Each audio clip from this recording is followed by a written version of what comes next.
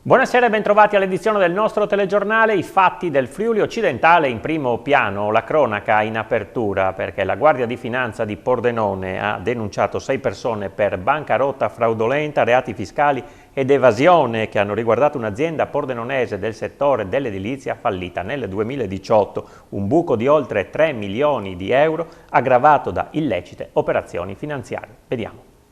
Un buco milionario che ha riguardato una società pordenonese del settore dell'edilizia, fallita nel 2018, è al centro di un'operazione della Guardia di Finanza di Pordenone che ha denunciato 6 persone per bancarotta fraudolenta e reati fiscali, rilevando anche numerose violazioni alla normativa antiriciclaggio. Nel corso dell'attività di indagine, coordinata dalla Procura di Pordenone, sono state accertate distrazioni per quasi 2 milioni di euro e imposte evase per 800.000 euro, importo per il quale è stato disposto il sequestro per equivalente eseguito dalle Fiamme Gialle sui beni finanziari a disposizione dei responsabili dei reati, il che ha consentito di ristorare lo Stato per l'evasione fiscale. Il nucleo di polizia economica finanziaria ha scoperto che i 4 amministratori della società, succedutesi nel tempo, e altri 2 soggetti che gestivano de facto l'impresa, avevano determinato un aggravio del dissesto pari a circa 3 milioni di euro, compiendo operazioni di grave imprudenza per ritardare il fallimento della società, astenendosi dal chiederne il fallimento con grave colpa, oltre ad aver ottenuto, durante i 3 anni antecedenti, i libri e le altre scritture contabili prescritte dalla legge in maniera irregolare e incompleta. Nel corso delle indagini sono stati anche rilevati diversi trasferimenti di denaro contante tra soggetti privati, oltre la soglia massima stabilita dalla normativa antiriciclaggio per complessivi 44.000 euro. Condotte che, a fronte di un buco di oltre 3 milioni di euro, hanno consentito di svuotare l'azienda su ogni assetto, a discapito di decine di aziende e persone creditrici. Tra gli indagati c'è anche un personaggio vicino a sodalizi mafiosi. Si tratta, come riporta l'ANSA, di un uomo ritenuto del clan dei Casalesi e che è attualmente detenuto nel carcere di Poggioreale. Come riferito dal comandante delle Fiamme Gialle di Pordenone, Stefano Commentucci, il soggetto sul territorio friulano non ha commesso reati di tipo mafioso, ma aveva, come amministratore di fatto, rilevato la proprietà dell'azienda che si trovava in difficoltà economiche, ma invece di capitalizzarla, risulta poi averla strumentalmente utilizzata proprio per acquisire illecitamente liquidità dai suoi fornitori, mai pagati, e per commettere correlati illeciti fiscali. Ancora cronaca, la polizia locale di Pordenone ha denunciato 5 persone tra pakistani e afghani che avevano occupato abusivamente 2 abitazioni abbandonate, identificando anche altri 2 stranieri che dormivano nel Bronx. Il sindaco ha affermato controllo ferreo su questo tipo di immigrazione. 5 stranieri denunciati per occupazione di edifici e terreni, di cui 4 con precedenti e altri 2 identificati. E questo l'esito dell'intervento della polizia locale di Pordenone, scattato lunedì 15 marzo. Tutti i soggetti sono risultati regolari in Italia, senza fissa dimora.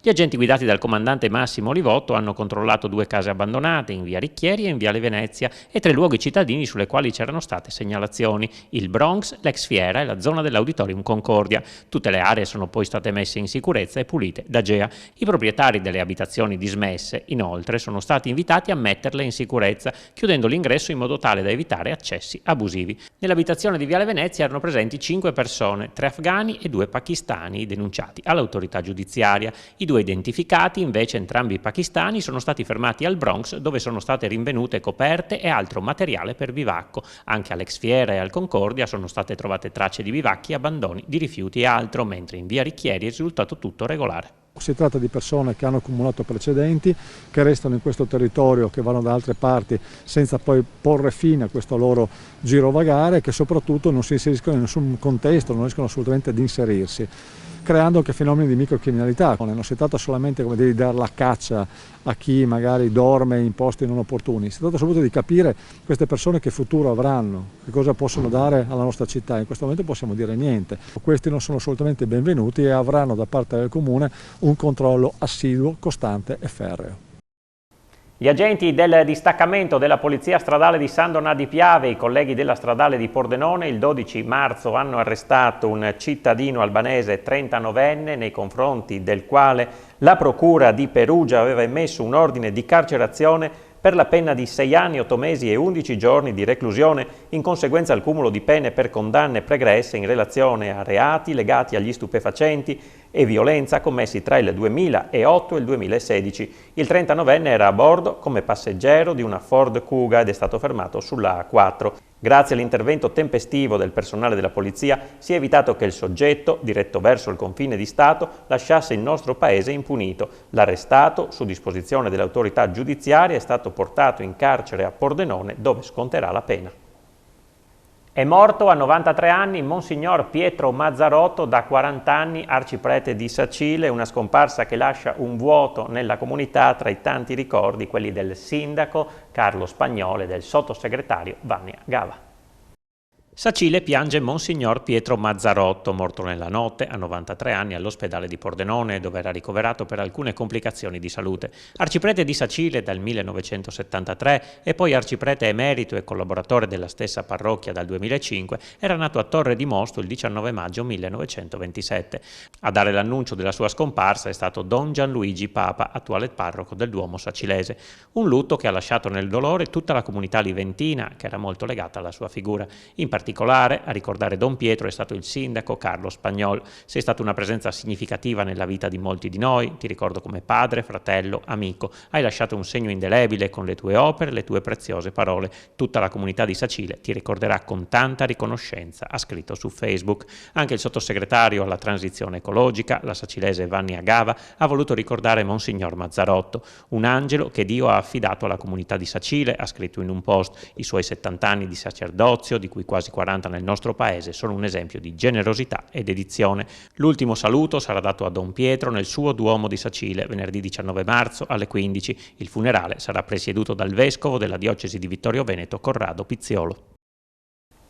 Cambiamo argomento e parliamo di coronavirus. Con i contagi di oggi in Friuli Venezia Giulia, a fronte di 4.801 tamponi molecolari effettuati, sono stati rilevati 243 nuovi contagi, con una percentuale di positività del 5,6%. Sono inoltre 5.471 i test rapidi antigenici realizzati, dai quali sono stati rilevati 429 casi, 7,84% di positività. I decessi registrati sono 15, di cui 3 nel Friuli occidentale. I ricoveri nelle terapie intensive salgono a 77, mentre quelli in altri reparti risultano essere 530. Numeri comunicati dal vice governatore con delega alla salute Riccardo Riccardi, che oggi ha fatto sapere che dopo la sospensione precauzionale delle somministrazioni del vaccino AstraZeneca sono state temporaneamente interrotte anche le prenotazioni per le vaccinazioni a favore delle categorie dei servizi essenziali a cui era destinato il siero.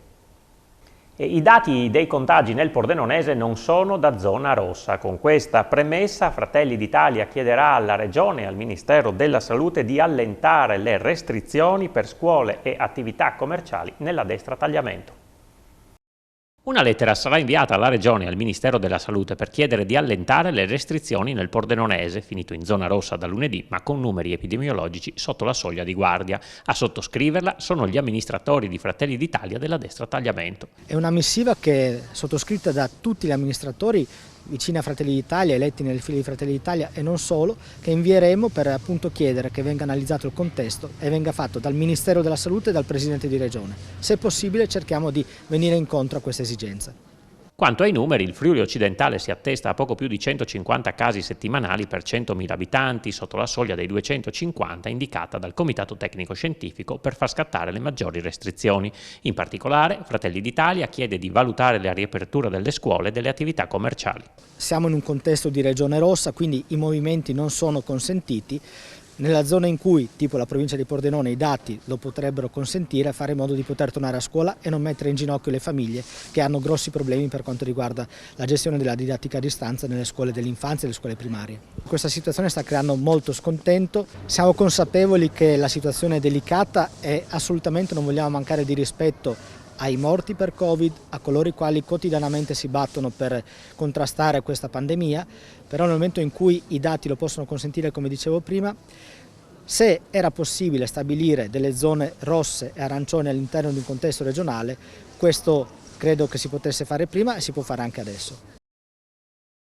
Per le prossime elezioni comunali a Pordenone scende in campo anche la sexy prof Anna Ciriani, in corsa per la fascia tricolore, sfiderà l'attuale sindaco e omonimo Alessandro Ciriani, oltre a Gianni Zanolin.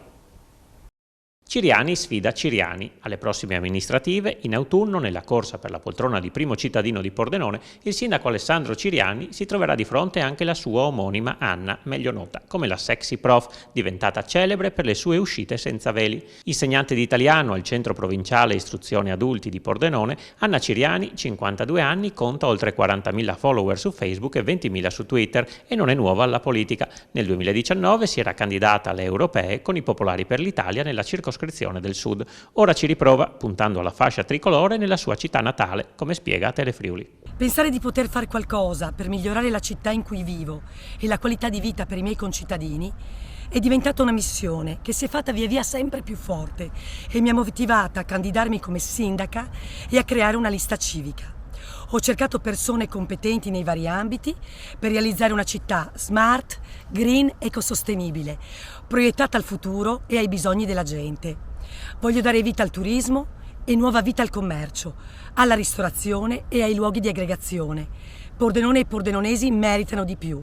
Quindi io sono pronta e darò il massimo per tutti voi. Insomma, la sexy prof punta a essere il terzo incomodo tra l'attuale sindaco di centrodestra e Gianni Zannolin, sostenuto da una coalizione di centrosinistra, Civica e Movimento 5 Stelle. Chiudiamo con lo sport, il calcio, si allarga il focolaio all'interno del Pordenone, sono in tutto 5 i membri del gruppo squadra risultati positivi al Covid-19, lo ha reso noto il club neroverde, ora la società, d'intesa con le autorità sanitarie, ha attivato tutte le procedure previste dal protocollo FIGC. La squadra si trovava già ad Empoli in vista della gara di stasera, in programma alle 19, valida per la 29esima giornata di Serie B. Nelle prossime ore saranno effettuati ulteriori controlli per capire se il focolaio si sarà allargato. Ed era questa la nostra ultima notizia per stasera. Dopo di noi il meglio dello scrigno con Daniele Paroni. L'appuntamento con il telegiornale di Pordenone ritorna domani alle 20:45. Grazie per essere stati con noi. Buona serata.